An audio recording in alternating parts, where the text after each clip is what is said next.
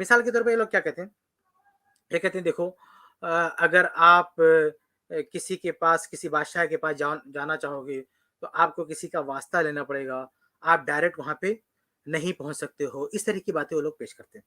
تو دیکھیے یہاں پہ سب سے پہلی غلطی ہے کہ اللہ تعالیٰ کی تشبیہ دینا، یہ غلط بات ہے۔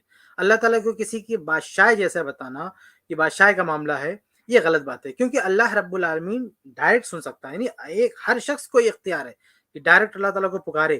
ایسا نہیں ہے کہ آپ اپنی بات اللہ تعالیٰ تک نہیں پہنچا سکتے، یعنی آپ کو آپ کی بات اللہ تعالیٰ نہیں سن سکتا، نہیں، اللہ تعالیٰ سنتا ہے۔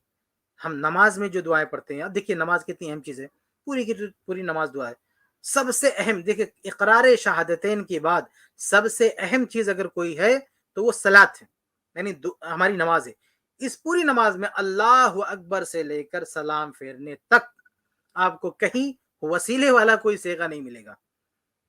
جتنی بھی دعائیں ہیں، تشہد کی جو دعائیں، جتنے بھی اذکار ہیں، دعائیں پوری نماز میں کہیں بھی آپ کو وسیلے کی بات نہیں ملے گی۔ آپ کو مطلب یہ نہیں ملے گا کہ وسیلے سے دعا مانگنے کا بات نہیں ملے گی آپ کو، کہ وسیلہ لے کے دعا مانگا جائے، یہ چیز آپ کو نہیں ملے گی۔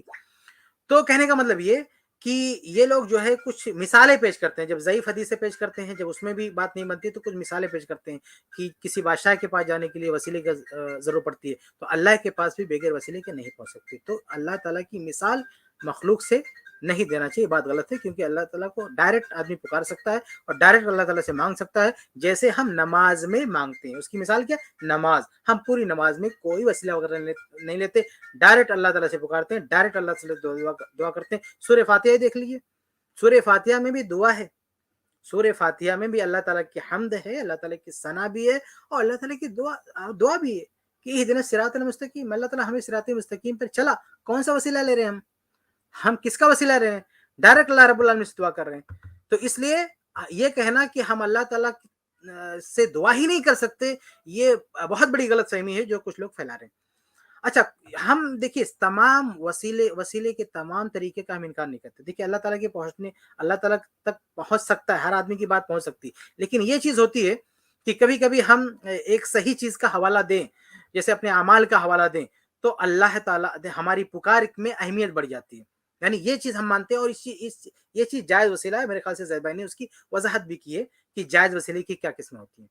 تو اب کچھ لوگ جو مثال بھی دیتے ہیں نا، سپورٹنگ مثال دیتے ہیں، کچھ مثالیں دیتے ہیں، تو اگر آپ کو یہ ماننا بھی ہے، ان مثالوں کو ماننا بھی ہے، تو اس کو صحیح ڈھنگ سے سمجھنا چاہیے۔ یعنی اگر آپ کو وسیلہ لینا بھی ہے تو آپ کو زندہ شخص کا وسیلہ لینا چاہیے جو آپ کے کام آ سکے، یعنی جس کی جو سفارش کر سکے، جو آدمی فوت ہو گیا وہ آپ کے لیے کیا کر سکتا ہے۔ اب یہ لوگ کیا حوالہ دیتے ہیں، کہتے ہیں کہ دیکھو بغیر بس کے آپ نہیں جا سکتے ہو، آپ کو وسیلہ لینا پڑے گا۔ ارے بھائی، بس جو چلتی پھرتی اس پہ بیٹھو گے تو کہیں پہنچا سکتی ہے نا۔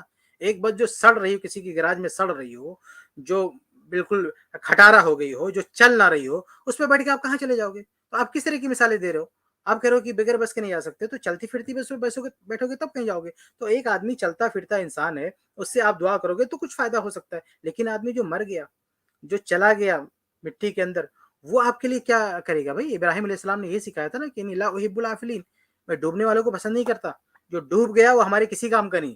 تو ایک اصول دیا ہے، ایک رول دیا ہے، ہمیں ایسے سارے لوگوں کو چیک کرنا چاہیے، جو بھی ڈوب گیا نا، قیامت تک جو بھی ڈوب گیا وہ آپ کی کسی کام کا نہیں۔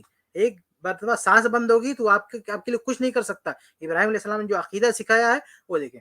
تو کہنے کا مطلب یہ کہ جو لوگ مثالیں پیش کرتے ہیں نا، ان کی یعنی قرآن اور حدیث کے مقابلے میں مثال تو پیش ہی نہیں کرنا چاہیے، لیکن جو مثال پیش بھی کرتے ہیں وہ بھی فٹ نہیں ہوتی۔ یہ مثال پیش کریں گے مردوں کا وسیلہ لینے کے لیے اور کہیں گے بغیر بس کے نہیں جاؤ گے۔ بھائی آپ اس طرح کی مثال پیش کر کے یہ کہتے ہیں نا کہ زندوں کا وسیلہ لو، آپ مردوں کے وسیلے کے لیے مثال پیش کر رہے ہو کہ بس جو چلتی پھرتی ہے۔ تو اس طرح سے مثالوں سے بھی بات نہیں بنتی ہے۔ ایسے کہتے ہیں سیڑھی لگانا پڑتا ہے، حالانکہ اللہ تعالیٰ کے لیے کوئی ضرورت نہیں ہے، لیکن اگر آپ تھوڑی دیر کے لیے مان بھی لو تو کون سی سیڑھی بھائی؟ جو آپ کا لوڈ لے سکے نا، جو آپ کو آگے تک پہنچا سکے نا، آپ کا سپورٹ کر سکے نا۔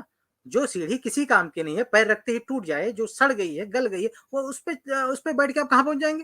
تو یہ سب مثالیں کسی کام کی نہیں ہے کہ آپ مثالیں دے رہے ہیں کسی اور چیز کی، اور پھر استدلال کر رہے ہیں کہ جو فوت ہو گئے، دنیا سے چلے گئے، ان کا وسیلہ لینا ہے، بزرگوں کا وسیلہ لینا ہے۔ تو یہ سب مثالوں سے اور یہ عقیدے کا مسئلہ ہے۔ دیکھیے یہ بہت اہم مسئلہ عقیدے کا مسئلہ ہے۔ اور عقیدے کے مسئلے میں اس طرح کی مثالوں سے مسئلے نہیں ثابت ہوتے. آپ کے پاس واضح دلیل چاہیے قرآن کی اور واضح دلیل چاہیے حدیث کی. اس میں قیاس آرائی بھی نہیں چلتی ہے. عقیدے کے معاملے میں اٹکل پچو قیاس آرائی نہیں چلتی، اس میں اجتہاد نہیں چلتا ہے، اس میں صرف ایمان لایا جاتا ہے. اس لیے مثالوں کی بات احکام کسی اور مسئلے میں تو ہو سکتی سمجھنے کے لیے، لیکن عقائد کے معاملے میں جو قرآن میں ہے واضح کلیئر، جو حدیث میں ہے کلیئر، وہ اس کو ماننا ہے، جو نہیں ہے اس کو نہیں ماننا ہے.